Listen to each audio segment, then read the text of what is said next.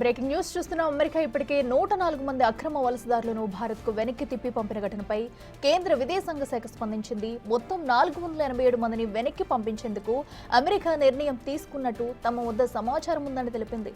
అయితే అనాధికారికంగా వెళ్లే వారిపైనే చర్యలు ఉన్నాయని తీసుకుంటున్నారని తెలిపారు.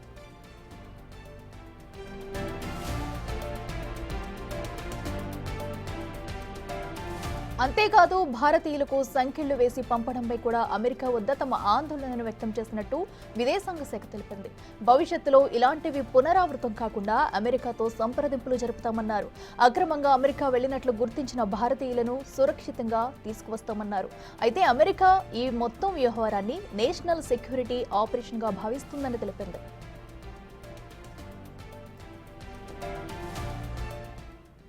ఇదే అంశానికి సంబంధించి మరింత సమాచారం మా ప్రతినిధి శివ అందిస్తారు. శివ, చెప్పండి, మరి అమెరికా నుంచి కూడా ఇటు భారతీయ విద్యార్థుల్ని వెనక్కి పంపడంపై విదేశాంగ శాఖ స్పందించింది.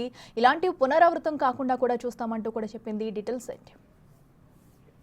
అఖిల, అమెరికాలో ఎవరైతే భారత అక్రమ వలసదారులు ఉన్నారో వారందరినీ భారత్ కు పంపించే ప్రయత్నాలు కొనసాగుతున్నాయి. ఇటు భారత ప్రభుత్వం కూడా అక్కడ ఉన్న భారతీయులను తీసుకొచ్చే చర్యలను కూడా తీసుకుంటుంది. దానిలో భాగంగా ఇటు భారత విదేశాంగ శాఖ మంత్రి జయశంకర్ కూడా స్పందించారు. అక్కడ ఉన్న భారతీయులను ఇక్కడ తీసుకొచ్చేందుకు అమెరికాతో మాట్లాడుతున్నాము. ఎవరైతే అక్రమంగా అక్కడికి వెళ్లారో అటువంటి వారిపైన మాత్రమే చర్యలు తీసుకుంటాము. ధ్రువపత్రాలు కానీ అన్ని ఆధారాలు సక్రమ మార్గంలో వారి పట్ల ఎటువంటి చర్యలు ఉండవని కూడా ప్రధానంగా విదేశాంగ శాఖ మంత్రి జయశంకర్ తెలిపారు. మరోవైపు ఏదైతే సంఖ్యలు వేసుకుని తీసుకుని వస్తున్నారో అక్రమ వలసదారులను, అంటే భారత్కు సంబంధించిన వారు, ఇతర దేశాలకు సంబంధించిన వారు కూడా అక్రమంగా అమెరికాలో నివసిస్తున్న వారందరూ కూడా తరలించేందుకు భారత ప్రభుత్వంతో పాటు ఇతర దేశాలకు సంబంధించిన ప్రభుత్వాలకు కూడా అమెరికా ప్రభుత్వం ఆదేశాలు జారీ చేసింది. దానికి సంబంధించి ఇప్పటికే కొలంబియాకు సంబంధించిన గుస్తావో ప్రెడో అధ్యక్షులు ఎవరైతే ఉన్నారో ఇప్పటికే వారికి సంబంధించిన కొలంబియా వాసులను అందరూ కూడా విమానాల్లో తీసుకొచ్చారు.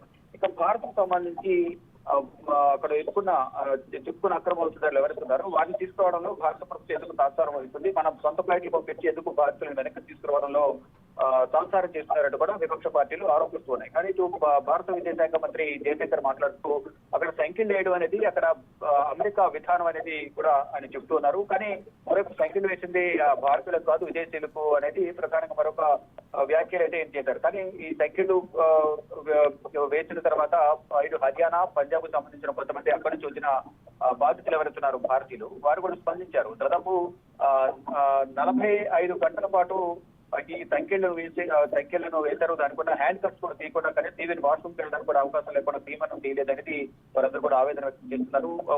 ఇక్కడ నుంచి అమెరికా వెళ్లాలంటే ఎవరైతే మధ్యలో బ్రోకర్స్ ఉంటారో వారిని నమ్ముకుని వెళ్ళడం వల్ల చాలా ఇబ్బంది పడతాము అనేది వారు చెప్తున్నారు. ముందుగా విమానంలో తీసుకెళ్తారని చెప్తారు, కానీ అక్కడికి వెళ్ళిన తర్వాత వాళ్ళ చేతులకు వెళ్ళిన తర్వాత పడవల ద్వారా అక్కడి నుంచి మరొక మార్గం ద్వారా అక్కడ తీసుకెళ్తారు. తర్వాత అక్కడ తీసుకెళ్లిన తర్వాత ఒక చీకటి గదిలో దాదాపు 14 రోజుల పాటు నరకం అనిపించామనేది హర్యానాకు చెందిన ఒక బాధితుడు చెప్తూ ఉన్నారు. అయితే ఒక వృత్తిరీత్యా జీవనాధారం కోసం మాత్రమే అమెరికా వెళ్తున్నాము, ఏదో చేయాలని వెళ్ళటం లేదనేది అక్కడికి వెళ్ళేవారు చెప్తున్నారు. కానీ అక్కడికి వెళ్ళిన తర్వాత నరకం అనుభవిస్తారు, ఎవరు కూడా వెళ్ళొద్దు అంటూ కూడా అక్కడికి వెళ్లి బాధలు పడిన వారందరూ తిరిగి వచ్చిన వాళ్ళందరూ కూడా చెప్తున్నారు. కానీ ఎవరైతే అక్రమ వలసదారులు ఉన్నారో అటువంటి వారిపై, అక్రమంగా వెళ్ళిన వారిపై మాత్రం తప్పనిసరిగా చర్యలు తీసుకుంటామనేది విదేశాంగ శాఖ మంత్రి జయశంకర్ చెప్తున్నారు. దాదాపు అటువంటి వారు మొత్తం నిన్నైతే 104 మంది వచ్చారు. అమృత్సర్ చేరుకున్నారు. వారిలో బాధితులు ఎవరైతే ఉన్నారో ఇబ్బందులు పడిన వారందరూ కూడా వారి అభిప్రాయాన్ని మీడియాకు వెల్లడించారు. వారి కుటుంబ సభ్యులు కూడా తీవ్ర ఆవేదన వ్యక్తం చేస్తూ కన్నీటి పర్యంతమయ్యారు అక్కడ పడిన బాధలు వారికి తెలిసిన తర్వాత. అయితే మరికొంతమంది అక్రమ వలసదారులు భారత్కు రాబోతున్నారు. వారు దాదాపు 487 మంది భారతీయులను అక్కడి నుంచి పంపించే అవకాశం ప్రధానంగా కనిపిస్తోంది. ఇప్పటికే తరలించేందుకు అమెరికా ప్రభుత్వం కూడా నిర్ణయం తీసుకున్నట్టు తెలుస్తుంది. అనాధికారికంగా వెళ్లిన వారిపై మాత్రమే చర్యలు ఉంటాయి. నార్మల్గా వెళ్లిన వారిపై కూడా ఎటువంటి చర్యలు తీసుకోమని చెప్తున్నారు. ఇక అమెరికా నుంచి వచ్చిన సమాచారం ప్రకారం విదేశాంగ శాఖ అక్కడ ఉన్న రాయబార కార్యాలయంలోనూ అక్కడున్న భారతీయులకు సంబంధించిన కొంతమందితో కూడా చర్చలు జరుగుతుంది విదేశాంగ కార్యాలయం. మొత్తంగా చూసుకుంటే అక్కడ ఎత్తుకున్న వారందరూ కూడా అక్రమ వలసదారులు ఎవరైతే ఉన్నారో వారందరూ కూడా తీసుకొచ్చే ప్రయత్నాలు అయితే చేస్తూ ఉన్నారు. ఇక మిలిటరీ విమానాల్లో ఈ అక్రమ వలసదారుల తరలించడంపై కూడా విదేశాంగ శాఖ స్పందించింది.